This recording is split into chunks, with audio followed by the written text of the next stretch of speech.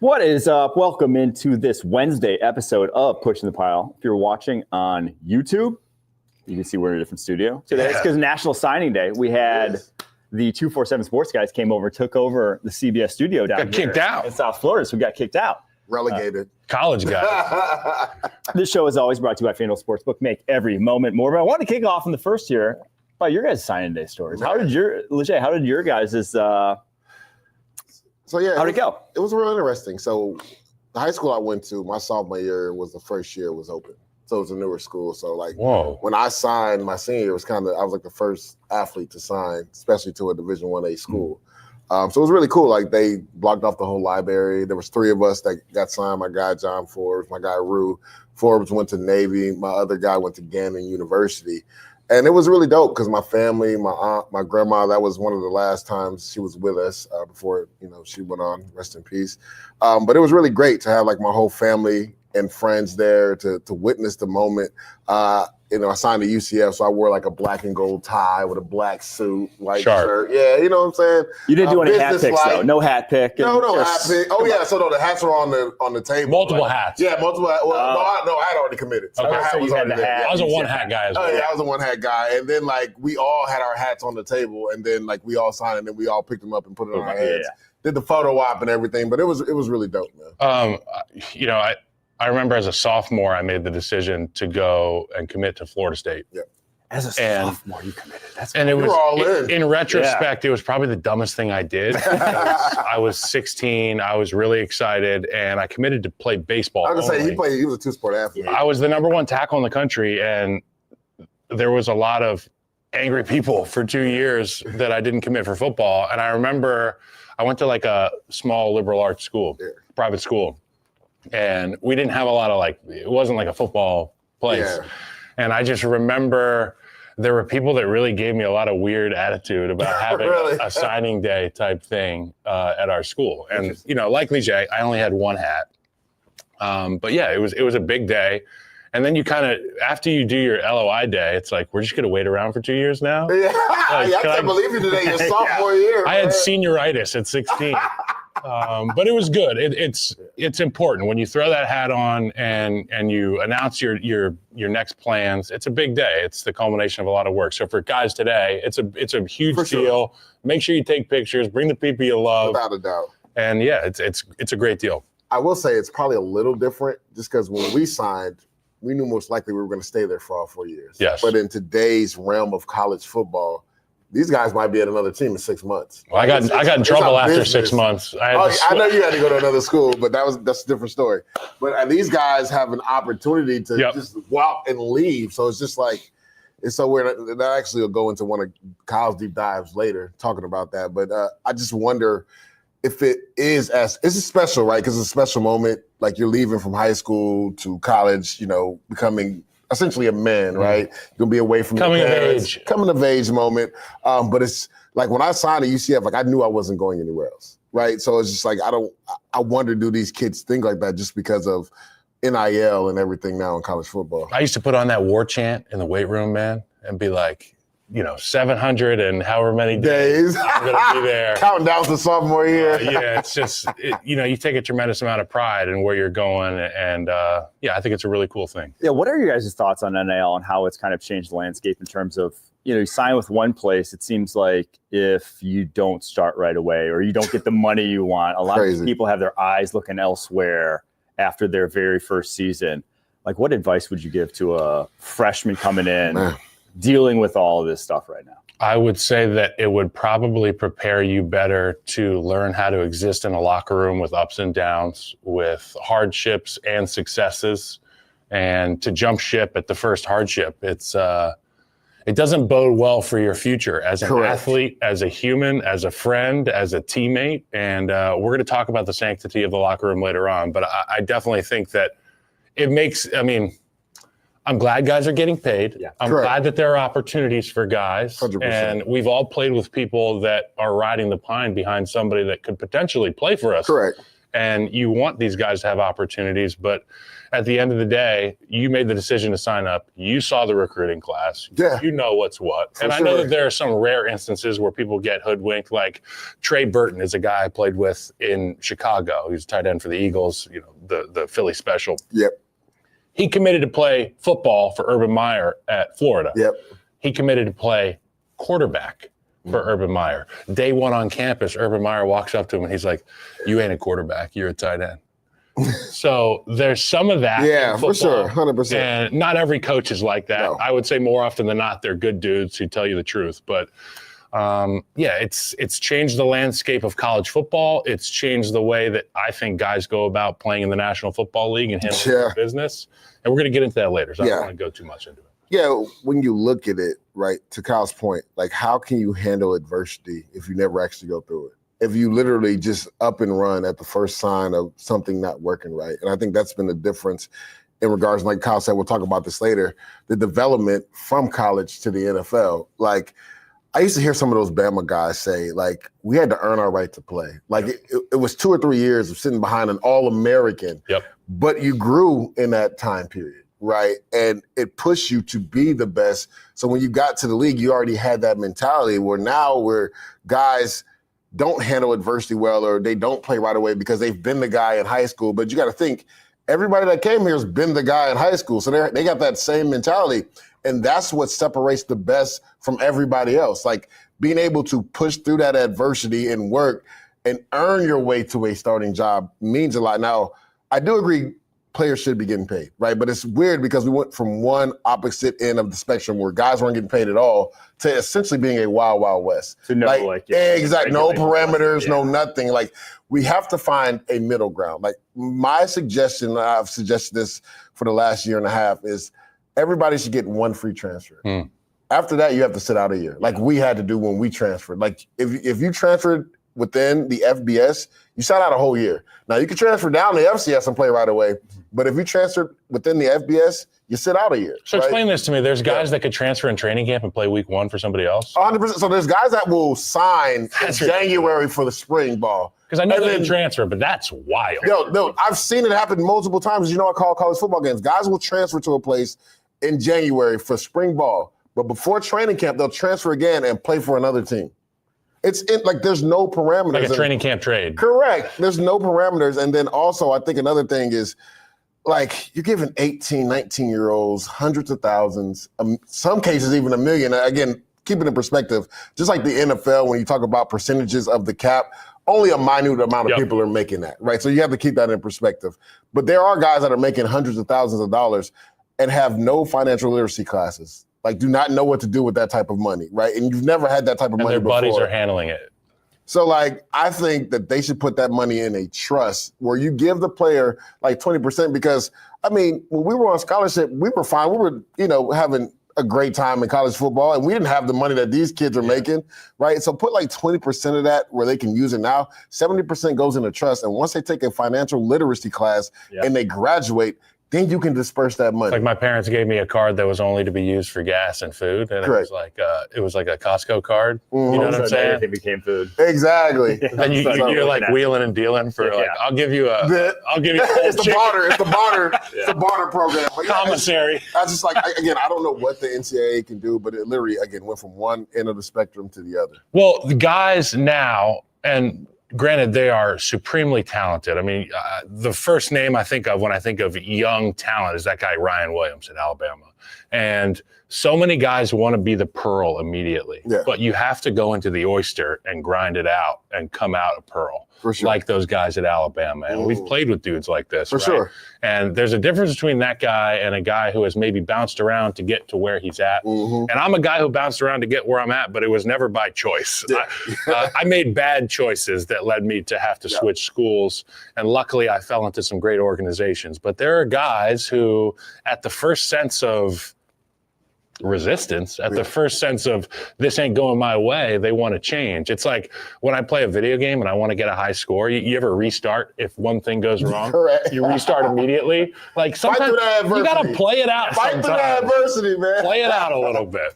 I know from like an NFL draft perspective, it's a red flag when I see a guy whose profile is like Georgia, then Alabama, then Texas A&M, and it's like, those are all the same level. Like, why are you transferring to the same school essentially? I do agree that it's good from the one free transfer is great. We've seen it with numerous guys: Jaden Daniels, Joe Burrow, Bo Nix. Sometimes your initial spot that you're at is not the best place for you from a developmental standpoint, and letting a guy figure that out.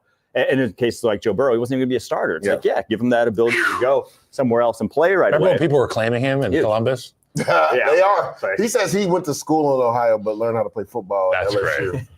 But when it's guys who are just using it as, let me get the next highest offer, or let me go to a spot, like the classic, this school doesn't appreciate me. I mean, you see guys in high school do it all the time, transfer like 3 different high schools. And that's it starts in high school now. In recruiting. It starts in AAU. It starts in travel ball when they're 13 and their parents are convinced that they're the best thing since sliced bread, right? But it's those guys that I feel bad for because they're still kids and no one's ever made them grow up and say, hey, you have to at some point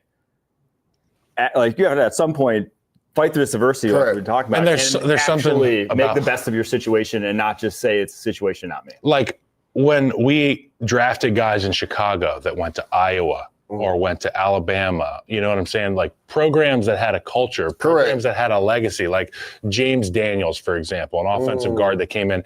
He was 20 years old when he got drafted. He was 20 years old. And the guy was wise beyond his years. And I think it was in large part because of the fact that he had to go and grind it out at Iowa. Correct. And, you know, he lifted weights with the OGs. Oh, yeah. He was the first guy in the blitz meeting. But there's something to be said about that. And I feel like the guys who transfer around are looking for the easy way into it. And some of these guys like James Daniels and like Bo Nix, who Bo Nix transferred, but Bo Nix. Yeah, but it was just one. One time. Yeah. One time. And I think about like Eddie Jackson was a name from Alabama, and he took tremendous amount of pride in the fact that he went to Alabama. Grinded it out, And that meant something to me. Like, I knew who you were when you were there for 4 years, grinding it out. Well, I just look at Arch Manning and his decision-making and like knowing from, you know, the football family, the NFL family, like that the instant gratification of playing right away or getting the next bag pales in comparison to developing at a place you know is the best for your development. So that's what he chose coming out of high school, knowing he'd be a backup, knowing, you know, he's this 5-star guy, knowing that for his first 2 years, maybe he may not play it down. But that was going to be the best for his development. And he's still not going anywhere. He's still not claiming to be unhappy, even if, you know, when he plays, sometimes he looks better than Quinn Ewers. And like, there's a legitimate conversation of should he be starting? And we respect you still don't hear him better leave this threatening didn't do it last year. You better leave this. The other side of the coin is this. When we were all youngsters, there were coaches at universities that were synonymous with the university.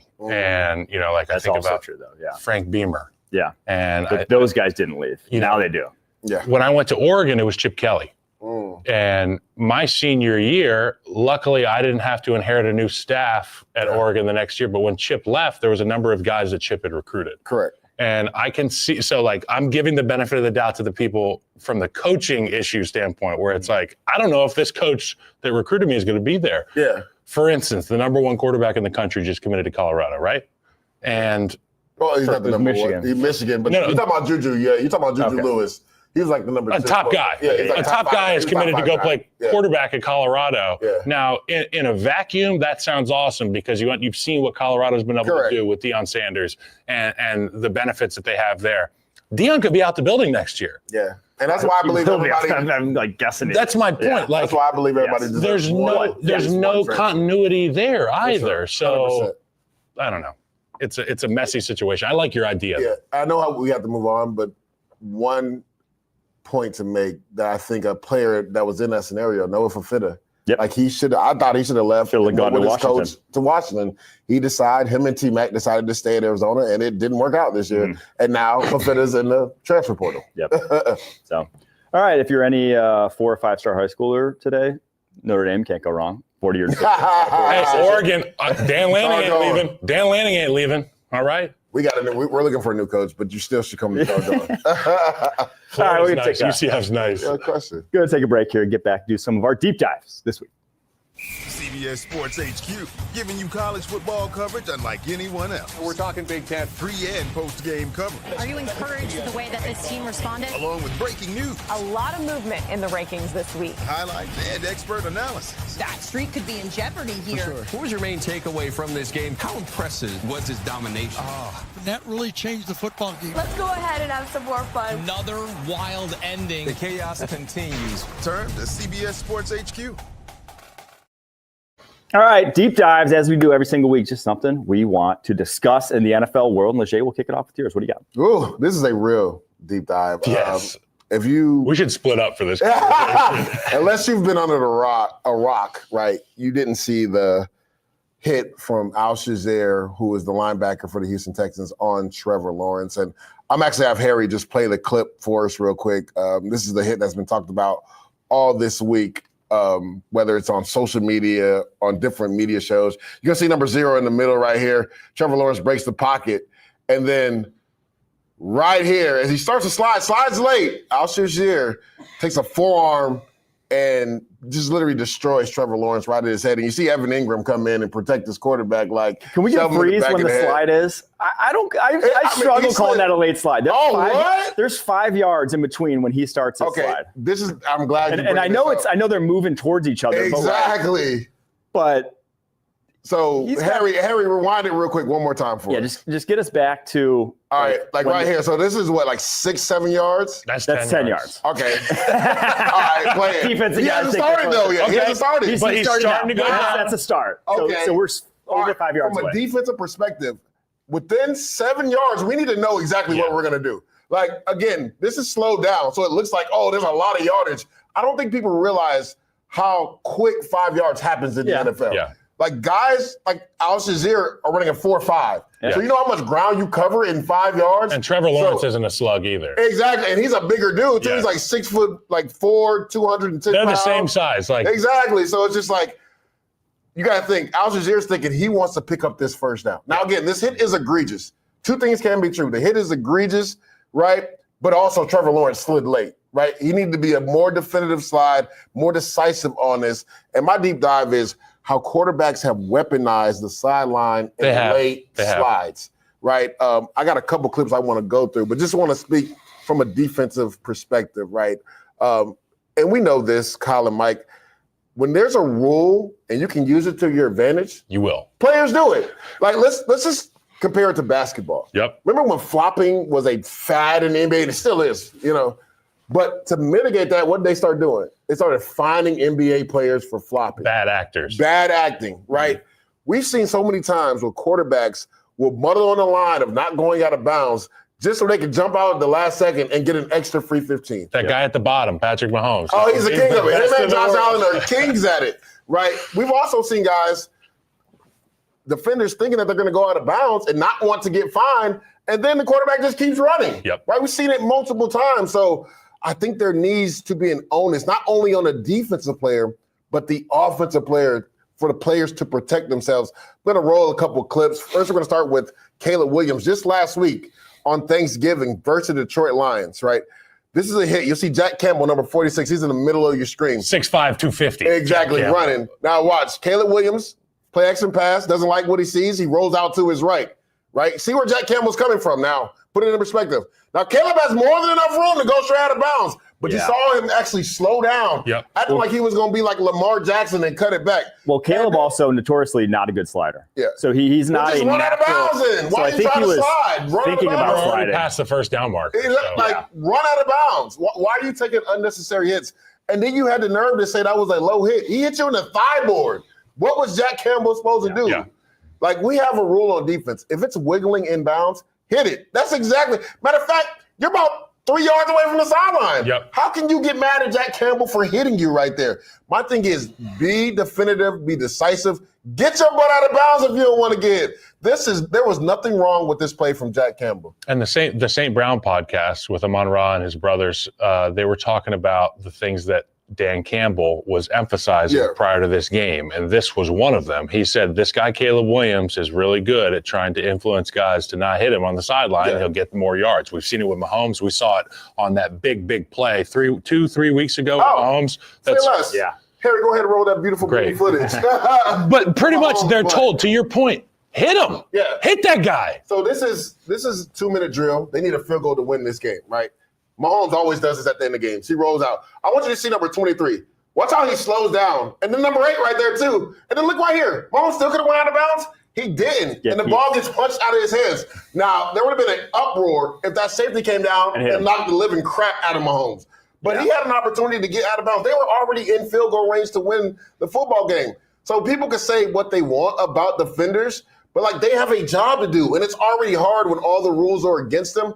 In that case right there, Mahomes had more space than anything to get out of bounds. He decided not to. The ball got punched out of his hands inbounds. But everybody would have been in an uproar if that dude would have laid into Mahomes on the sideline. Especially when you're tiptoeing the sideline like that. Correct. You know what you're doing. You know that as soon as, like, even if you get hit inbounds there, even if you haven't stepped out of bounds, there's a good chance they're going to throw the flag if you get really popped on a play like that. So you know that you're protected basically by the flags. I do think there should be some way to make it so that quarterbacks aren't having to go to the ground and expose their head. Because when you slide, your head is the thing that gets in the way of where, you know, you were going to hit a guy. Helmet ground. Your helmet immediately becomes where your hips used to be, where they were going to hit them. Yeah. So, like, you immediately expose the worst part. Now, I floated out mid-play spike. If you spike it like an intentional, what happens if they fumble it? That's obviously a chance, but a mid-play spike being because you protect yourself, you have the ability. I'm throwing it forward. If you're past the line of scrimmage, you can. If you're a quarterback past the line of scrimmage, you can spike it to protect yourself. Obviously, we have all these rules that protect quarterbacks. Yeah. I think it's something that just, if you don't feel comfortable sliding, because not everyone does. Bryce Young's not a good slider. Caleb Williams not a good slider. You gotta work on that craft. It is. Remember gym class? We'd play that game where you got to get from one side of the gym to the other, and there's safe areas, and you can't be tagged. For sure. And that's like the one kid that hangs out on the edge of the safe area. I'm like, you're not allowed to play this game with us. You're not even playing the game. Not playing it right. And you know what? Mahomes did the fake slide. It might be in here. The fake slide. I almost didn't. So the most egregious one is the I'm going to slide. No, I'm not going to slide. And somebody runs right by you. And then their palms up like, what am I supposed to do? Exactly. We're at a real crossroads in our game as it pertains to what to do about the quarterback tackling rules, particularly on the sideline with the protection of the quarterback on the slides. To your point, you're a defensive player. I understand where you're coming from. There's a lot of gray area there. Yeah. We had Matt Ryan, an MVP quarterback in here last week, say, we should smash quarterbacks that are doing this. What's the after he's retired? What's the worst that's going to happen? What's the worst that happens? It's a 15-yard penalty and a fine. But that's okay. But they'll never do it again. Yep. They'll never do it again. 100%. And to that point, right, even the GOAT, and we have this clip too, Tom Brady was saying there needs to be something or some onus on quarterbacks, whether it's a fine if you fake slide. We saw Kenny Pickett do that in college and score like a 60-yard touchdown run. Whether you tiptoe the sideline and get a late 15-yard, like there needs to be some onus. And I'll have Harry play this last clip of Tom Brady explaining, how this onus should be on quarterbacks as well. Penalize a quarterback for sliding late, and say, look, if we don't want these hits to take place, we've got to penalize the offense and the defense rather than just penalize a defensive player for every single play that happens when there's a hit on a quarterback. Yeah, that's from the GOAT, right? He's a guy that played at the highest level, is known as the GOAT. And if he's saying, like, there should be some onus on quarterbacks when they get outside the pocket, right, in regards to not only them being protective of themselves, but also protecting the defensive player as well. The onus shouldn't only fall on the defensive player, right? You have to be cognizant of where you're at because guys move so fast in the NFL. If a guy is 5-6 yards away from you, like, again, we talked about it earlier, like, that's a split-second decision. Now, egregious what Shire did with his forearm, right? I don't condone that. With the brace. Exactly. By the way, which is a weapon. I don't condone that. We all know that. In regards to him being all in on that play, when Trevor Lawrence decided to slide late, I have no issue with it. He should have just jumped over him. Well, I think the reason we're having this conversation and why it's so important now is because guys like Brady aren't in the league anymore. Guys like Phillip Rivers, guys like Ben Roethlisberger, who, of course, they were going to protect themselves. That wasn't a part of their game to threaten with the run. They were guys who were going to protect themselves at all costs. Now you have pretty much every quarterback entering the league. Athleticism is a part of their game in some way, shape, or form. So every team has this it has multiple times a game where you're getting in these situations. So it's even more important for the NFL to get clarity and to basically make sure that what we saw in Trevor Lawrence is just, there's no situation where that's even coming up, right? Or we can get that out of the game, whether it's, hey, quarterbacks, you're only protected if you are, X amount of yards away from a defender, or we add the spike mid-play, or we tell defenders that as soon as a quarterback slows down the open field, it's over. But that's so hard. It's tough, but it's just something where guys slow down to cut back. Where it's unfortunate where we've legislated to a point where defenders have to be scared, terrified of doing anything to a quarterback. In the they should be. Where they have all the power then as a quarterback, and we see them weaponize it. Azeez Al-Shaair hit Caleb Williams out of bounds in the Texans-Bears game. Mm-hmm. He got up in a crowd of orange jerseys and punched Roschon Johnson in the face. He did.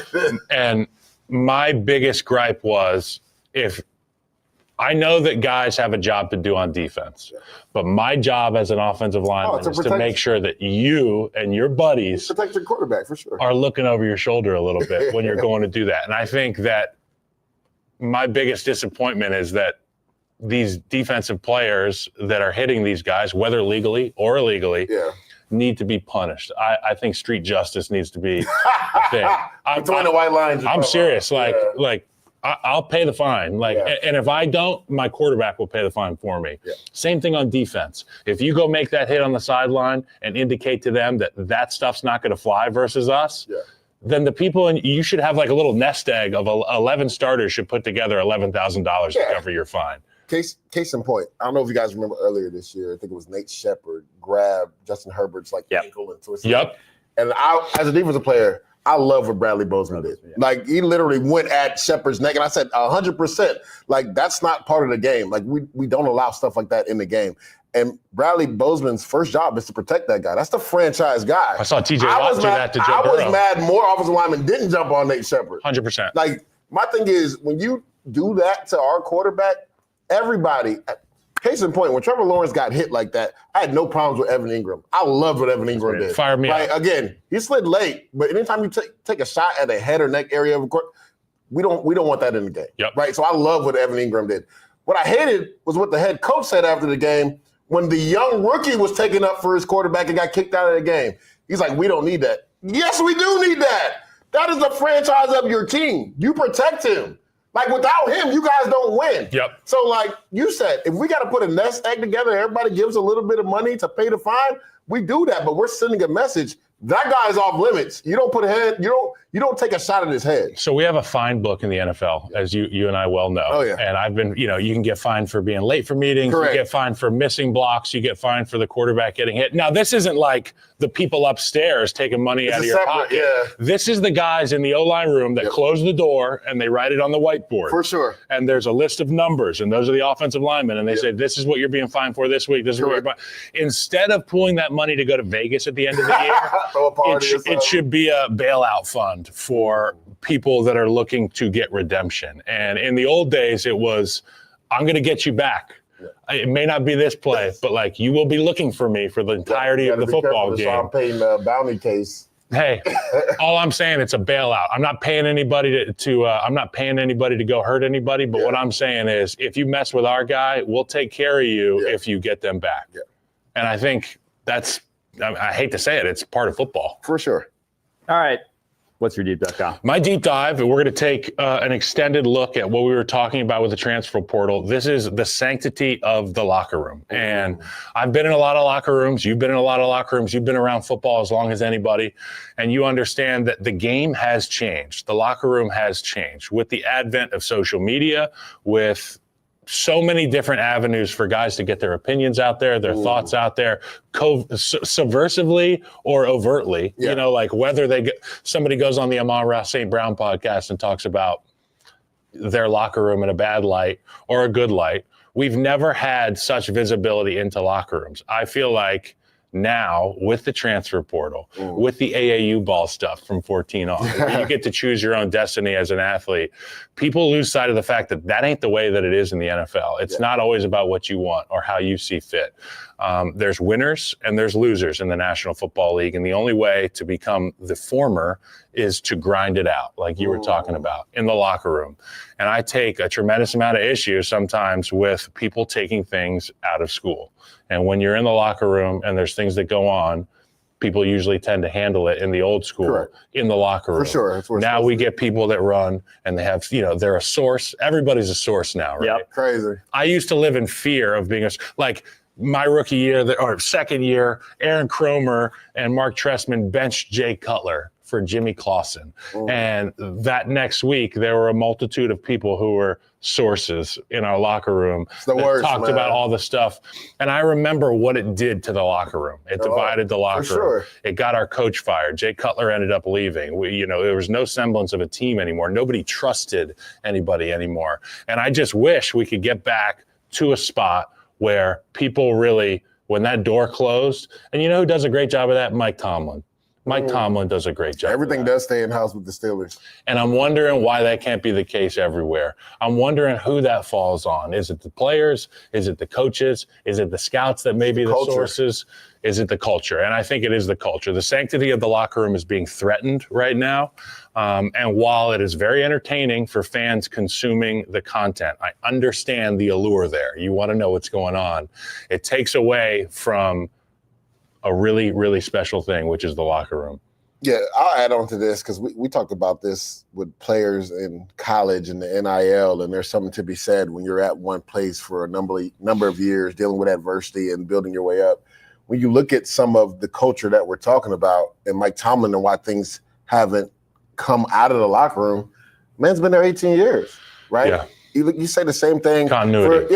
John Harbaugh. Same thing with Baltimore. How many times do you hear things getting, pubbed out of that locker room? You don't, right? It's because those guys have been there. Even the Chiefs, with everything they have going on, off the field. There's no team with more going on than the Chiefs. And stuff doesn't get out of that locker room because Andy Reid's been there forever. Yes. So I think there's something to be said with continuity and the coach building a culture and having been there multiple years.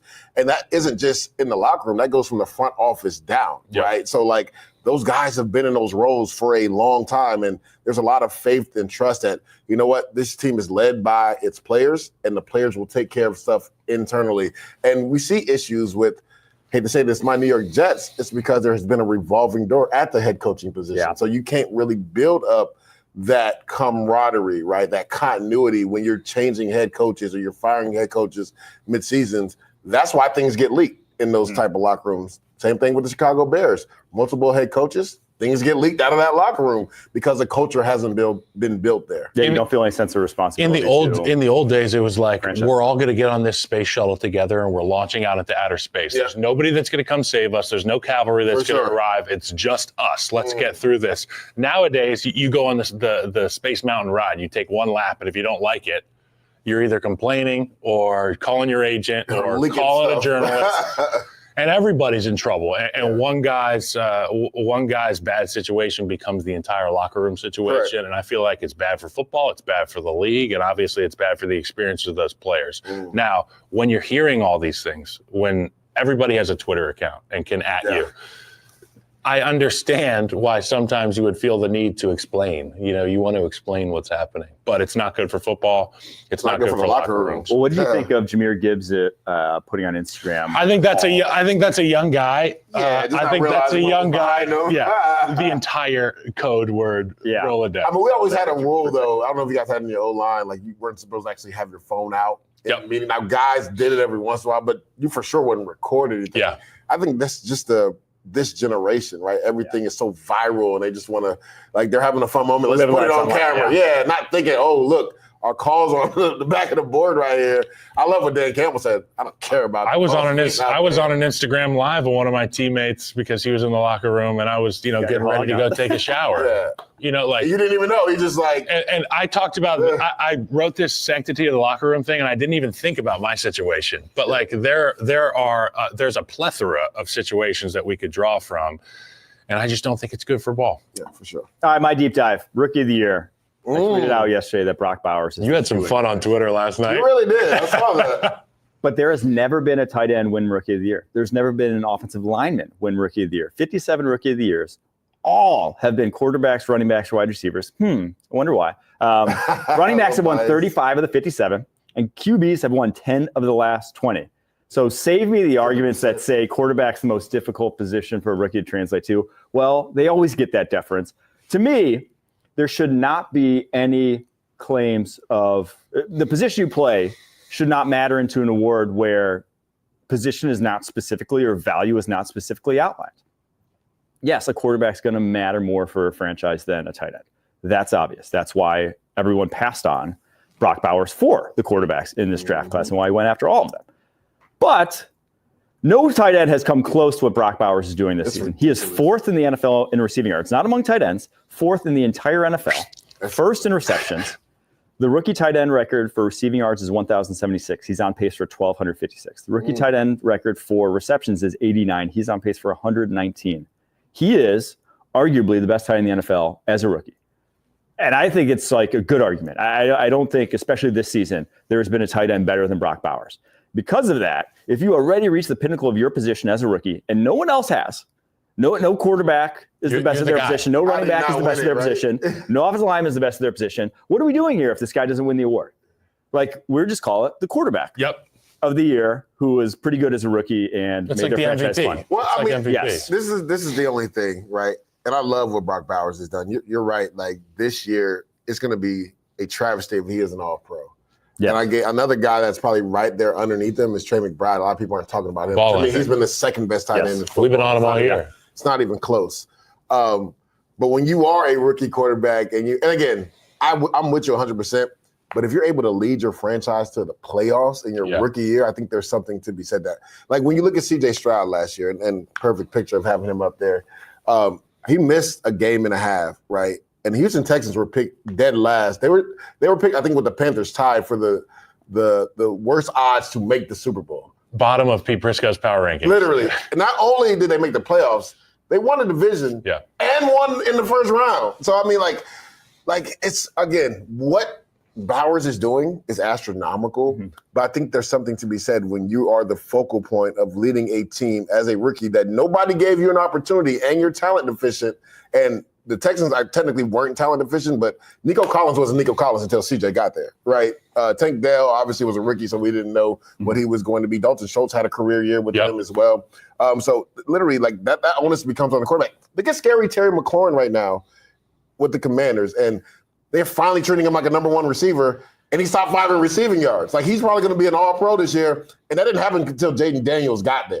Right, so I think there's something to be said. And even Bo Nixon, what he's done the last couple of weeks, it finally feels like Cortland Sutton is back to the guy he was before the knee injury. And before, they weren't treating him like that. So I love what Brock Bowers is doing. It's just hard for me to give him that award when nobody picked the Broncos to probably even finish fourth in it. Everybody thought they were going to finish fourth in that division. They're most likely going to make the playoffs. The Commanders, the same thing. Everybody thought it'd be maybe a year. We felt like Jaden Daniels, maybe they win 8 or 9 games this year. They're on pace. And that'd be great. Yeah, 100%. Yeah. They're on pace to make the playoffs this year. So I love what Brock Bowers has done. Again, it's astronomical. I think there is some record bias to this, and it's not his fault because he doesn't play quarterback. He doesn't play defense, right? That's not his fault.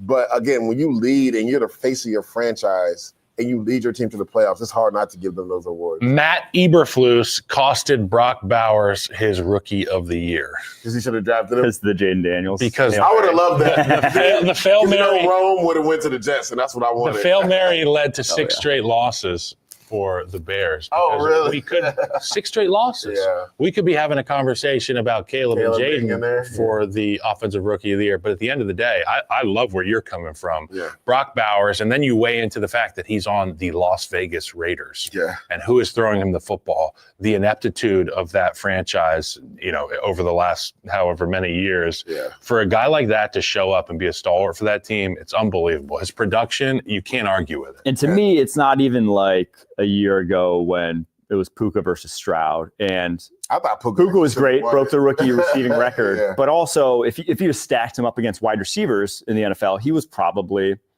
8 to 12 last year. I know he's 4th in receiving yards, but again, he had like insane value in terms of like impact. Everything.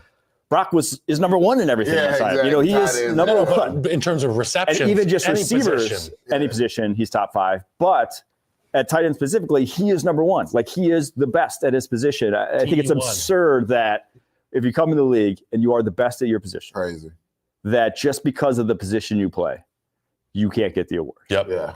I don't even think it's the position. I just think, again, people are going to be biased in regards to a rookie quarterback. And his name. Yeah, I know. And it is. And that's sense. But I think it would be ridiculous if he isn't all-pro. Like, he deserves to be all-pro this year.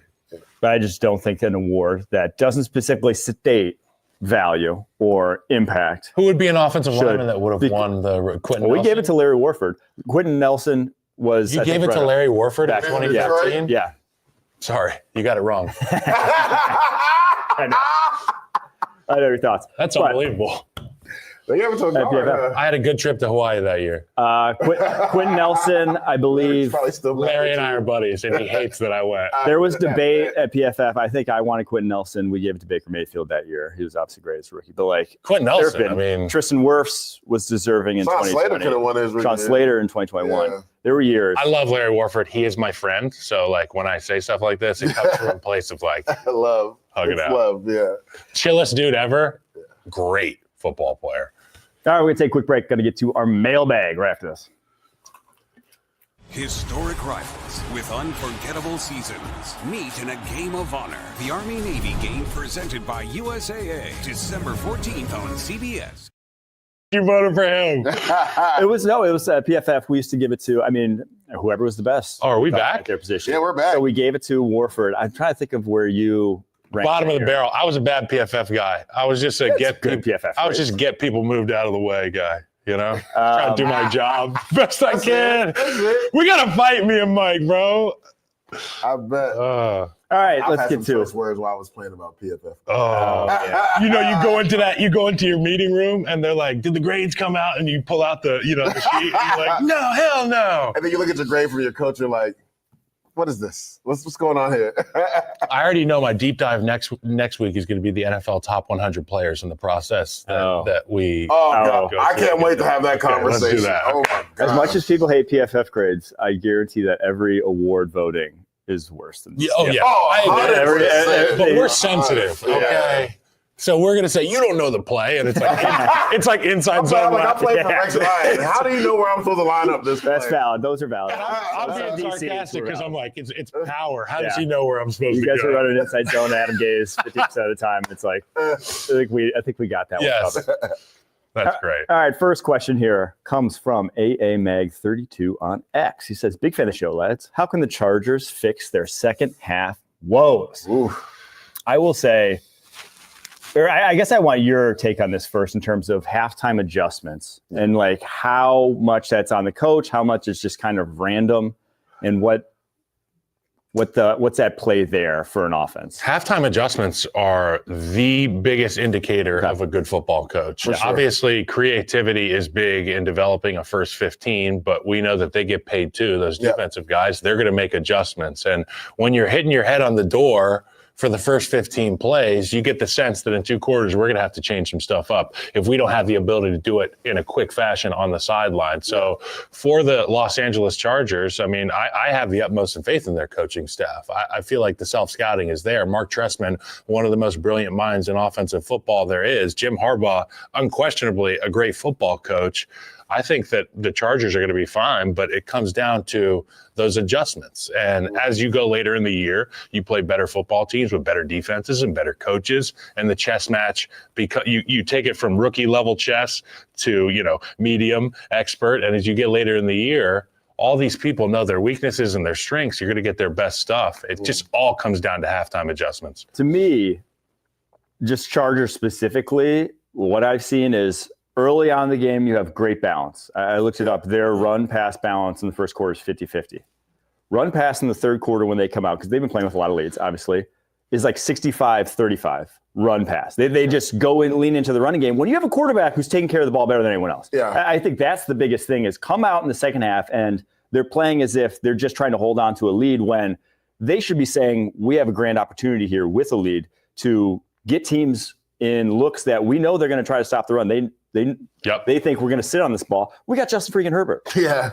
We can put it in his hands and know that he's going to keep us on schedule still and know he's not going to make the big turnover that costs the game. First time I heard Cooper Kupp talk about playing with Matt Stafford. He talked about going out there and throwing with him, in the offseason. Yeah. And he said that even like a 15-yard out it was just a long handoff for Matt Stafford. And to your point about Justin Herbert, if you get those looks that are advantageous and you can throw the football, throw them. Let him open it up. I think that's part of the issue, right? And we know this, Kyle. Sometimes it's the Jimmy and Joes, not the X's and the O's. Like we saw the last week versus Atlanta in the first half. Matt McConkey was tearing them up in the middle of the field. Well, obviously Atlanta made some adjustments. Then it's like, who do you lean on? Right now, Josh Palmer made some big throws, but Quentin Johnson has struggled for them. Right, so like, if you're Herbert and you keep going to him and he keeps dropping the ball, like that hurts you in the second half when it comes to that too. And then I feel like they've also lost their explosiveness in the run game when they lost J.K. Dobbins. Love Gus Edwards, but he just doesn't have that burst that J.K. Dobbins has. So I think that's why it's really hurt them in the second half. They've been great in first half, right? Whether it's Lab McConkey or earlier in the season when it was Quentin Johnson being able to hit those drag routes, those over the middle plays and catch the football. But Johnson has to be big for them coming down the stretch, or they have no chance in the playoffs. If we're coaches and Quentin Johnston has all those drops, it's only human to say, I'm not pressing the circle button anymore. You know what I mean? Like when I drop back, going to him. That's because Justin Herbert is brilliant, and he understands that where they're going, they're going to need him. They need him, so they have to keep going. But I understand from the coaching circle. Like, I mean, you've seen it though. Like he's got a real rapport with Will Dissly, and a lot of people thought he was going to be more of a blocking tight end. But the funny thing is, when he was at Seattle, he was a receiving tight end. They kind of made him into a blocking guy, and now going to Harbaugh, they expected him to block. But when you have Justin Herbert, he was like, well, I can take advantage of this guy down the seam. So he's leaning to him. He's leaning to Josh Palmer a little bit more these last couple games. So it'll be interesting to see how the Chargers go down the stretch because, to your point, Quentin Johnston is going to be big. They need him if they plan on making a run in the playoffs. All right, next question comes from Ed Helinski. He says, should Rex Ryan get another head coaching gig? And if so, what's a good fit for him and his circus show? Go back to the Jets now. His circus show. That's incredible. He's a great leader of men. I know it would mean a lot to him for the Jets. I just don't know if Woody, and I say Woody Johnson would go back down that history with Rex Ryan in regards to hiring him again. I think Rex would be a great D coordinator somewhere, though, without a doubt. Say that somebody does bring, an offensive-minded guy into the Jets, or even if you bring like a guy like Aaron Glenn, I think Rex would be a great defensive coordinator. Those two great defensive minds together. It would mean a lot for Aaron Glenn, too. He was a player at the Jets as well. Rex just gets the best out of his defense, play in and play out. He's a great leader of men. Guys run through a brick wall for him. And we've seen this before, right? Vance Joseph, right, was the head coach of the Denver Broncos. A couple of years later, he comes back as a D coordinator. They have one of the top defenses in all of football. So I don't see Woody going down that road again with Rex, but I would love for Rex to be a defensive coordinator. Then maybe if in the future presents itself for him to be a head coach, then it makes a lot of sense. Rex Ryan, defensive coordinator, Chicago Bears. That would be amazing. His old man was there. Yeah.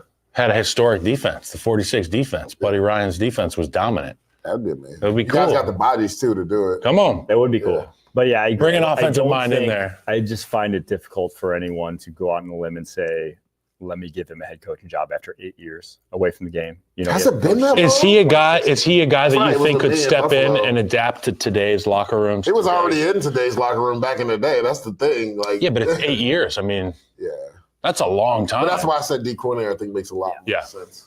All right, next one comes from Jeremy Muse. He says, given the need at all three spots, who would you pick as the Pats GM? Campbell, McMillan, or Johnson? I just know he's the best lineman. Yeah, Campbell. Will Campbell. It's Will Campbell, the offensive tackle for LSU. Tetairoa McMillan, the wide receiver from Arizona, and then Will Johnson, the cornerback. This is an interesting one. I mean, they need offensive line in the worst way. Yeah. So I think Campbell makes the most sense. But T-Mac's an interesting one because they don't have anybody on the roster that's currently like him. I agree, and I think he fits Drake May to a T in how he wants to just play the quarterback position, give guys chances. Yeah. Throw those contested catches. Like when he had Taz in North Carolina. Yes. Do you value a mute button at the offensive tackle position or a guy that's a scheme fit at the receiver position more? What benefits your quarterback more? The tackle, probably. Yeah, I mean, if you're looking at that roster, where's the biggest value at? It's that tackle. Tackle for sure. Protection. Trash. So I do think that Will Campbell probably the best. Yeah. It's the problem is. Did he go top 3? Well, you're hoping you're not drafting top 3 if you're the Pats, right? But it might be. It's not a great. There's not like you're passing on a blue chip guy if you draft someone else. So I do think Campbell could, just purely based off of the need. I don't think he's that caliber of a prospect like a Penei Sewell. Correct. It's just a different class. He's just a really solid player. Whenever I read Pat's GM, I just like assume a super high floor guy. May not be. Rookie offense tackle is difficult to be a Rashawn Slater, but I think he could be. A Larry Not Warford. even a Kyle Long or Larry Warford. I think he could be solid. I think he could be better than anyone they have right now as a rookie. So I'd probably lean Campbell, but I think firmly Campbell or McMillan is where your head's at if you're Eli Wolf. Does the Will Johnson foot injury concern you? Yeah, I mean, lower body injuries for a corner, right, are always very concerning. So it does, especially because he's not that fast to begin with. And he hasn't played in forever. Yeah. So that's definitely concerning. We'll obviously get combine checks and whatnot on him. But I think specifically for the Pats, you are going offense in this year's draft, and you're going offensive free agency. Campbell, better pass blocker or run blocker? Gosh. I mean, I'd probably say pass protection. I would say pass protection. Well, then that's it. I mean, I feel like it's a no-brainer. He has short arms, though. He's going to have that conversation of is he a guard or a tackle? I think he's still a tackle. That's tough. But it's not like, again, this isn't a... He's got the footwork to be a tackle. Yes, that's the thing. He can... Length is strength, though. I mean it.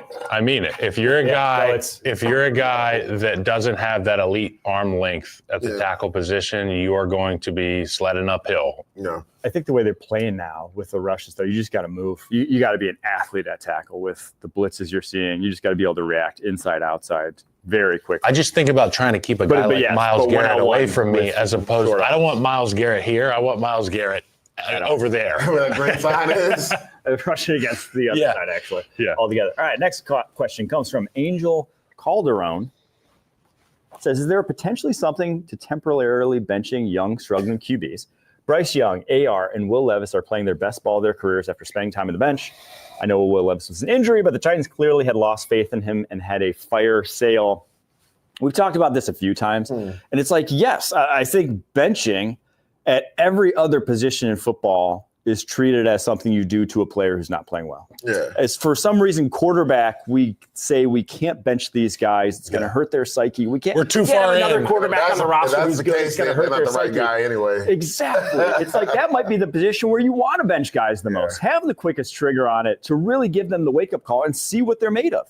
Because that does. Like when you are a guy who's played and been a starter their entire life, especially when you're Bryce Young, who's been 5-star recruit, goes to Alabama, immediate success, Heisman, and then to have as little success as he had as a rookie, and in year 2, it's like going out there and beating his head against the wall the way he was not the answer. It just quite obviously wasn't. And so a wake-up call, a break, a pause, whatever, to get him mentally correct. And he's mentally correct. Like you see him, it's a different guy out there, the way he's just with so much more reacting to even bad plays that he makes. It's like, wow, where was this guy? He looks like the Alabama guy, just from the way he's smiling, the way he's carrying himself, the body language, all that stuff.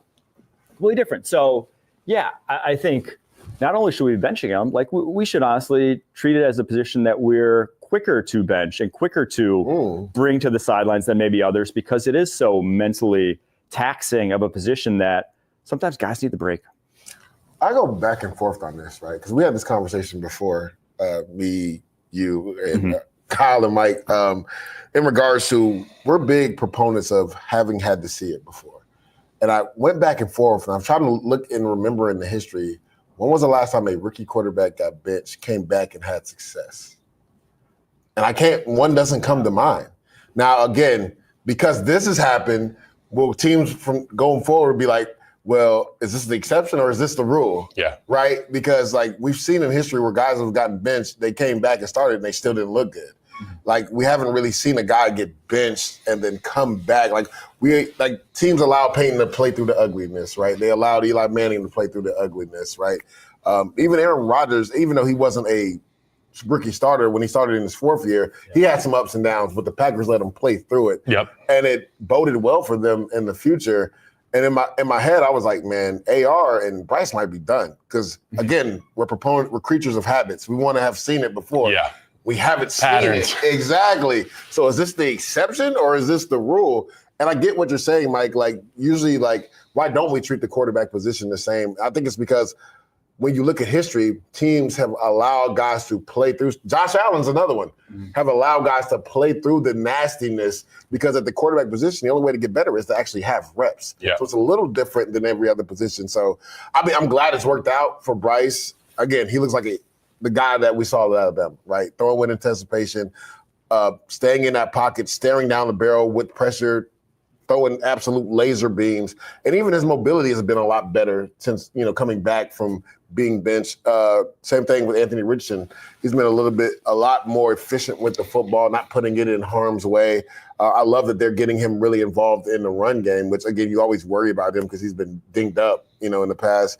But I just have never seen guys that have been benched before come back and actually have really good careers. I think that the quarterback position is extremely unique because you are the spark plug of the offense. The car does not operate without a quarterback. And for a guy like Bryce Young to be removed from the situation, watch a guy like Andy Dalton step in and that offense immediately have success. Yeah. I feel like Bryce needed to see that it was him and not the unit.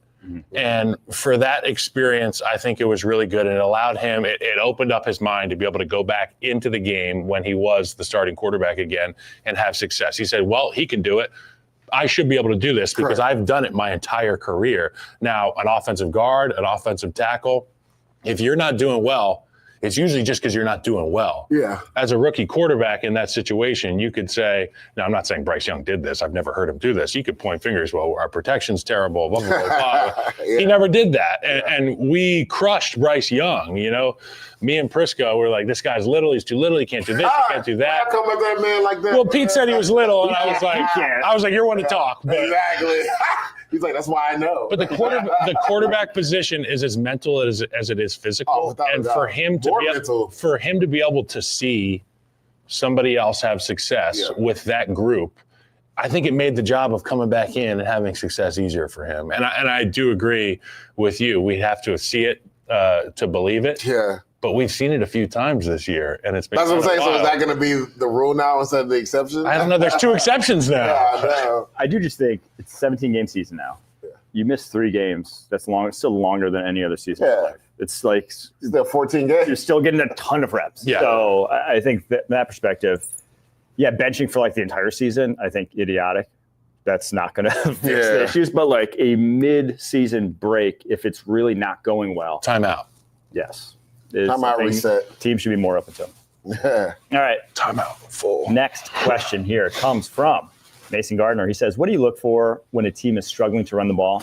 The Raiders have been historically bad this year, but the O-line seems pretty talented on paper. They've seen 2 upticks in production, firing Getsy and giving carries to UDFA Sincere McCormick.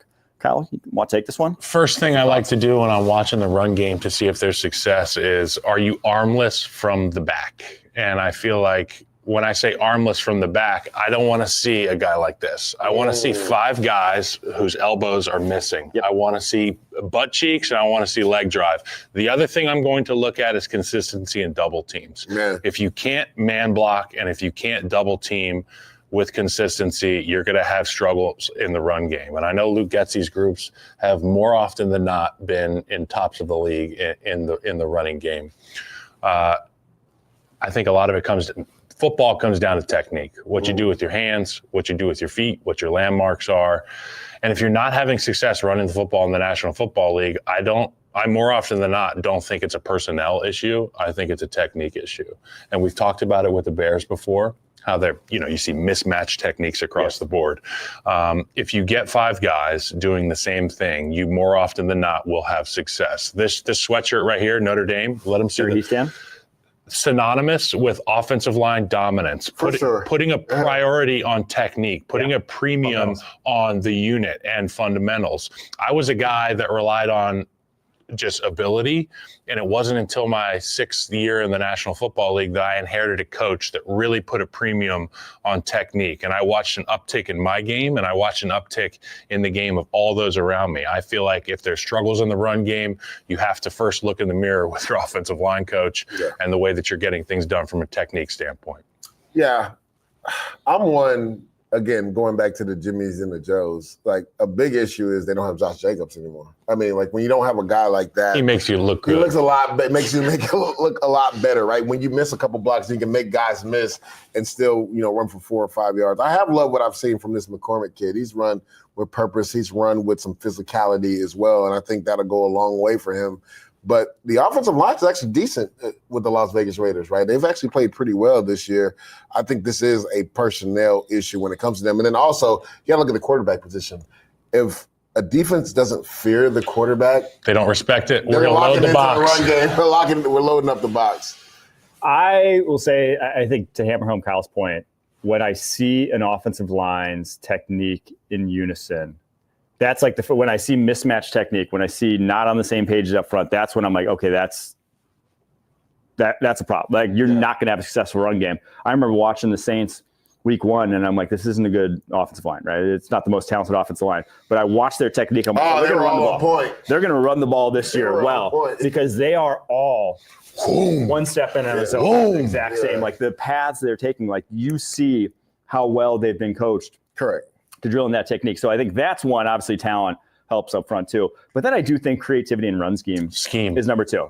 Leverage. Running back can be an issue if you have guys who really have bad vision, and you've seen that at times with certain running games over the years. But it's rarely there's rarely. I think that's rarely the case. It's usually a combination of your offensive line, how well coached they are, how much talent you have up front, and then just how creative are you in the running game. And how foolishly confident your OC is sometimes. Like this guy will get this guy blocked. This is going to be a touchdown, guys. Yeah. And then you go out there and your slot receiver who you just reduced down to tight end gets blown up on the crack block.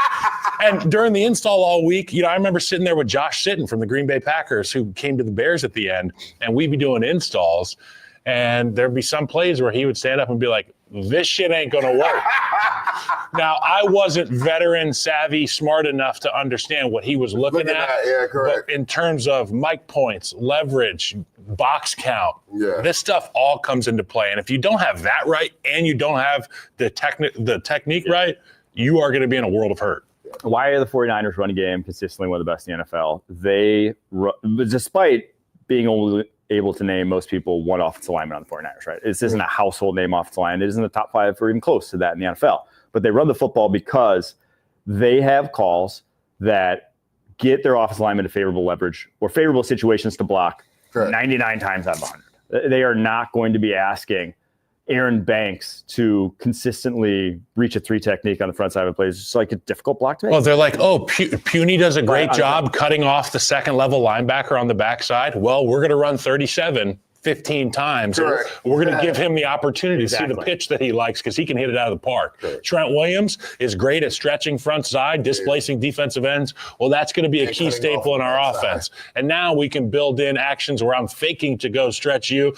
Boom, I helicopter you. Now I'm out on the second level. That's why Shanahan's brilliant. You watch these groups like Andy Heck's Kansas City Chiefs offensive line, and granted there are issues in every offensive line room. Yeah. More often than not, they're on the same page. The Buffalo Bills, the same thing. These guys roll off the football. Their technique is the same, and it just builds on you. It wears on you. It wears on you. You know this is a defensive lineman. If you feel it in the first quarter that these guys are all together, you're like, man, this is a 2-chin strap game today, son. We're in for a fight today. Yes, and that matters in the National 100%. Football League. Next question comes from Matthias. He asks, where does George Pickens rank among NFL wide receivers if you completely took away his BS antics? Number one? BS. They're actually awesome, his antics. Seems like every week people are talking about everything but his play, which sucks because he is having a very good season and it should be better. He has 3 TDs taken away by Broderick Jones. Penalties. I'll just say I wrote out the receivers I would for sure take over him. Justin Jefferson, Tyreek Hill, Jamar Chase, CeeDee Lamb, Nico Collins, A.J. Brown. Those are the only guys that I'm definitely taking over him. 6 guys. So I don't. They're different types of wide receivers. They are different type. Once you say a guy's a slot, St. Brown. St. Brown's a Swiss Army knife. Yeah. George Pickens is like, he's an alien. Yeah, he's a freak of nature. I mean, so that's kind of where I see him. Now, again, you can argue where then after that. Now, probably what I want Amon-Ra St. Brown on my team if you took the off-field antics. Yeah, it's like I would rather have Amon-Ra St. Brown than George Pickens. But as a fan, I love watching George Pickens play football. He is incredibly, incredibly talented. As a fan and as a former player and as somebody who has been the guy that can get into trouble with my behaviors, I think that George Pickens is in the perfect spot with Mike. Oh, he's 100% in the perfect spot. I mean, I fear what my imagination would bring me to if I pictured George Pickens on another roster and not having George Pickens trying to play for Giants.